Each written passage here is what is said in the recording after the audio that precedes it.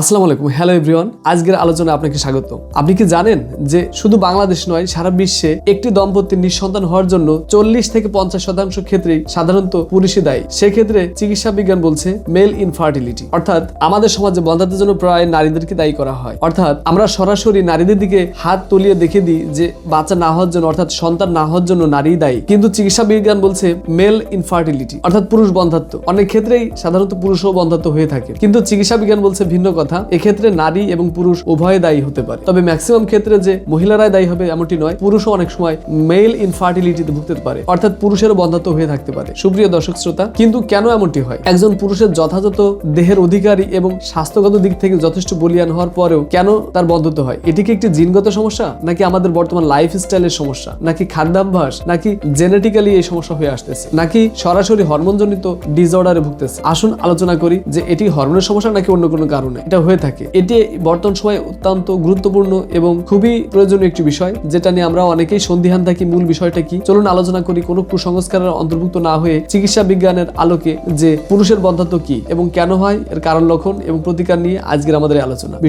বিষয়টি এড়িয়ে নেওয়া যে চলুন আলোচনা করি এবং জেনে নিই সঠিক তথ্যটি। পুরুষের বন্ধাত্ব কেন তৈরি হয়? মেইনলি পুরুষের বন্ধাত্ব তিনটি কারণে সাধারণত আমরা দেখে থাকি হয়ে থাকে, অর্থাৎ মেল ইনফার্টিলিটির জন্য মেইনলি তিনটি কারণ মুখ্যভাবে দায়ী: শুক্রাণু উৎপাদন, শুক্রাণু কার্যকারিতা এবং শুক্রাণুর গুণগত মান এবং শুক্রাণু পরিবহনের সমস্যা। চলুন আলোচনা করি এই বিষয় নিয়ে। সুপ্রিয় দর্শক শ্রোতা, পাশে থাকবেন। নাম্বার 1, ভেরিকোসিল, অন্ডকোষের মধ্যে শিরা ফুলে যাওয়া, যা অন্ডকোষের তাপমাত্রাকে বাড়িয়ে দেয়। এটাই শুক্রাণু উৎপাদনের ক্ষমতা কমিয়ে দেয় এবং সরাসরি শুক্রাণুর গুণগত মানকে নষ্ট করে ফেলে। নাম্বার 2, হরমোনজনিত ভারসাম্যহীনতা, মস্তিষ্কের পিটুইটারি বা হাইপোথ্যালামাস গ্রন্থির সমস্যাজনিত কারণে টেস্টোস্টেরন, ফলিকল স্টিমুলেটিং হরমোন বা লুটেনাইজিং হরমোন এর মাত্রা কমে যাওয়া, যা সরাসরি শুক্রাণু উৎপাদনকে ব্যাহত করে, অর্থাৎ এক্ষেত্রে যা সরাসরি পুরুষের বন্ধাত্বকে সৃষ্টি করতে সরাসরি সহায়তা করে। নাম্বার 3, বিরল জেনেটিক সমস্যা, ক্লাইনফেল্টার সিনড্রোম বা ওয়াই ক্রোমোজোম মাইক্রোডিলেশন, অর্থাৎ যা শুক্রাণু উৎপাদনকে মারাত্মকভাবে হ্রাস করে বা বন্ধ করে দেয়। এক্ষেত্রে সরাসরি পুরুষ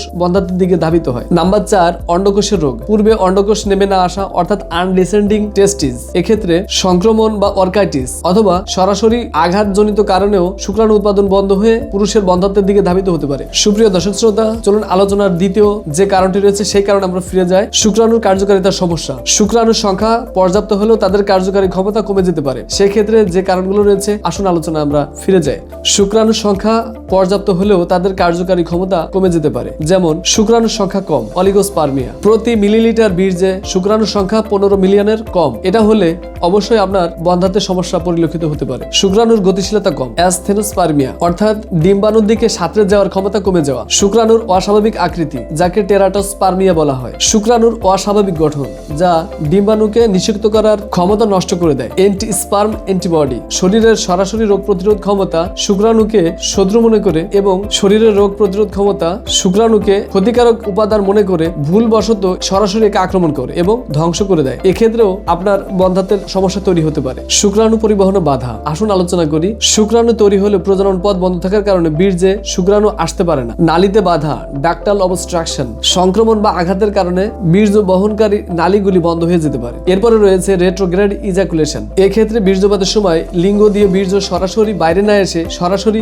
মূত্রাশয়ের দিকে ফিরে যেতে পারে। ফিরে যায়, শুধু ফিরে যেতে পারে নয়, বরং অনেক সময় এটা ফিরে যায়। এটি সাধারণত ডায়াবেটিস, স্নায়ু রোগ অথবা প্রোস্টেটিক অপারেশনের কারণে সাধারণত ঘটে থাকে। জীবনযাত্রার কারণ, সাধারণত ধূমপান, অতিরিক্ত মদ্যপান, স্থূলতা এবং অতিরিক্ত মানসিক চাপের কারণে শুক্রাণুর গুণগত মান নষ্ট হয়ে যেতে পারে। এক্ষেত্রে আপনার বন্ধাত্বের সমস্যা তৈরি হতে পারে। সুপ্রিয় দর্শক শ্রোতা, চলুন আলোচনা করি এর থেকে মুক্তির কি ধরনের উপায় রয়েছে, অর্থাৎ পুরুষের বন্ধাত্বের প্রতিকার এবং চিকিৎসা। চলুন আলোচনা করি কিভাবে, কোন নিয়মে এবং কি রূপে চিকিৎসা নিলে আপনার এই সমস্যা থেকে আপনি স্থায়ী সমাধান পেতে পারেন। মূলত পুরুষ বন্ধাত্বের প্রতিকার নির্ভর করে এর কারণের উপর। চলুন সেই কারণগুলো জানার পরিপ্রেক্ষিতে কিভাবে সমাধান করা যায় আমরা সেই আলোচনা এগিয়ে যাই। চিকিৎসার ধরন, অস্ত্রোপচার অর্থাৎ ভেরিকোসিল মেরামত। এক্ষেত্রে অনেকের অন্ডকোষের শিরা ফুলে যেতে পারে, অর্থাৎ ভেরিকোসিলের সমস্যা যদি দেখা দিয়ে থাকে সেক্ষেত্রে অবশ্যই অস্ত্রোপচার করিয়ে এর যে গতিপথ রয়েছে, অর্থাৎ শুক্রাণু বৃদ্ধির, শুক্রাণু পরিবহন তন্ত্র, অর্থাৎ যে শিরাগুলি রয়েছে সেটাকে সঠিক গতিপথ তৈরি করার ক্ষেত্রে আপনার অপারেশন করা লাগতে পারে।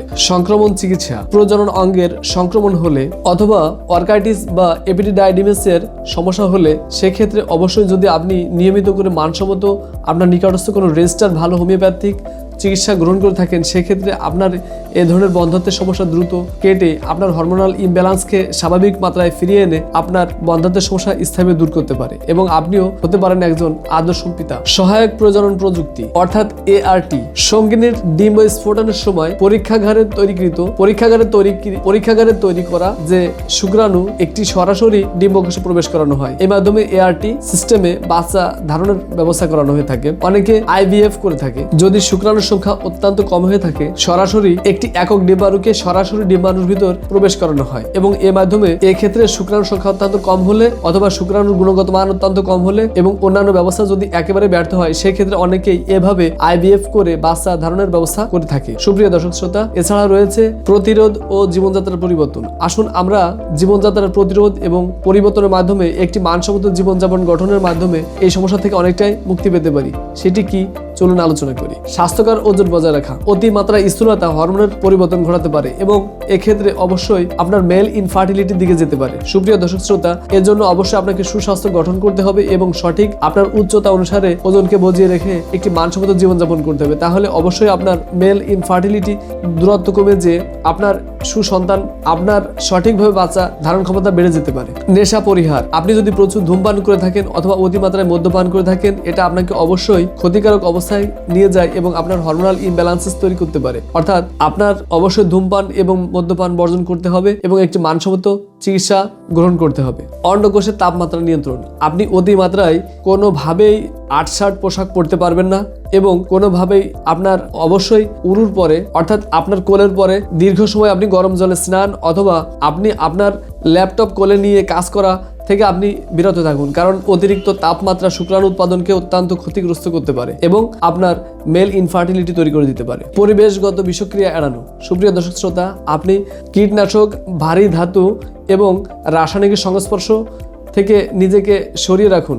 সুপ্রিয় দর্শক শ্রোতা, যদিও মেল ইনফার্টিলিটি একটি জটিল সমস্যা কিন্তু এটি একেবারে যে অনারোগ্যযোগ্য রোগ এমনটি নয়। এটি যদি আপনি মানসম্মত একটি চিকিৎসা নিয়ে থাকেন তাহলে আপনার এ ধরনের সমস্যা স্থায়ীভাবে সমাধান করা সম্ভব এবং আপনি যদি আপনার নিকটস্থ কোনো মানসম্মত কোনো ভালো রেজিস্টার্ড হোমিও ডাক্তারের চিকিৎসা নিয়ে থাকেন এবং আপনি যদি কিছুদিন একটানা চিকিৎসা নিয়ে থাকেন তাহলে আপনাকে উনি এমনভাবে চিকিৎসা করবেন অথবা আপনি এই ইনফার্টিলিটির যদি ভুগে থাকেন তাহলে একটি মানসম্মত জীবনযাপনের পরিচালনার পাশাপাশি আমাদের যে দেখানো স্ক্রিনে নাম্বার রয়েছে এই নাম্বারটিতে যদি সরাসরি যোগাযোগ করে আমাদের কাছে এসে অথবা আমাদের অনলাইনে অ্যাপয়েন্টমেন্ট নিয়ে যদি চিকিৎসা নিয়ে থাকেন তাহলে দেখবেন আপনার হরমোনাল ইমব্যালেন্সেসকে আবার স্বাভাবিক ভালো এই সমস্যাকে স্থায়ী সমাধান করা সম্ভব এবং আপনি যদি নিয়মিত হোমিওপ্যাথিক চিকিৎসা নিয়ে থাকেন তাহলে অবশ্যই আপনার এই ইনফার্টিলিটি থেকে অবশ্যই আপনি মুক্তি পাবেন এবং আপনিও হতে পারেন সন্তানের বাবা এবং এক্ষেত্রে অবশ্যই আপনি আমাদের দেখানো নাম্বারে যোগাযোগ করে আপনি আমাদের চিকিৎসা নিতে পারেন অথবা আপনার নিকটস্থ কোনো মানসম্মত কোনো হোমিওপ্যাথিক ডক্টরের শরণাপন্ন হয়ে চিকিৎসা নিতে পারেন। সুপ্রিয় দর্শক শ্রোতা, আশা করছি আপনি আমাদের এই আলোচনার দ্বারা উপকৃত হবেন এবং এই আলোচনার দ্বারাই আপনার সুস্বাস্থ্য গঠন হোক আলোচনা করি এবং আশা করছি আপনি অবশ্যই এই সমস্যা থেকে স্থায়ী সমাধান পাবেন একমাত্র হোমিওপ্যাথিক চিকিৎসার মাধ্যমে এবং ফিরে পাবেন স্থায়ী সুখ, শান্তি এবং আপনার প্রজনন ক্ষমতা বাড়িয়ে একটি আদর্শ পিতায় পরিণত হবেন অথবা একটি সন্তান বা একাধিক আপনি সন্তানের বাবা হবেন, এটা আমাদের কাম্য। সুপ্রিয় দর্শক শ্রোতা, এই সমস্যা থেকে স্থায়ী সমাধান পেতে অবশ্যই আপনাকে হোমিওপ্যাথিক চিকিৎসা নিতে হবে। এক্ষেত্রে অবশ্যই আপনি আমাদের দেখানো যে স্ক্রিনে নাম্বার রয়েছে এই নাম্বারে যোগাযোগ করে আপনি আমাদের চিকিৎসা নিতে পারেন এবং এই মেল ইনফার্টিলিটি থেকে স্থায়ী সমাধান পেতে আপনি যদি নিয়মিত কিছুদিন হোমিওপ্যাথিক চিকিৎসা নিয়ে থাকেন তাহলে দেখবেন এর থেকে স্থায়ী সমাধান পাওয়া সম্ভব এবং আপনি অবশ্যই এক বা একাধিক সন্তানের পিতা হতে পারেন আপনি যদি নিয়মিত হোমিওপ্যাথিক চিকিৎসা নিয়ে থাকেন। এক্ষেত্রে অবশ্যই বলবো আপনি আপনার নিকটস্থ অথবা আপনি আমাদের কাছে চিকিৎসা নিতে পারেন। এক্ষেত্রে বলবো হয় আপনি আপনার নিকটস্থ কোনো ভালো রেজিস্টার্ড ডাক্তার দেখান অথবা আপনি সরাসরি আমাদের চিকিৎসা শরণাপন্ন হন। সুপ্রিয় দর্শক শ্রোতা, দেখা হবে পরবর্তী কোনো ভিডিওতে। সে পর্যন্ত ভালো থাকবেন। আসসালামু আলাইকুম রহমতুল্লাহ।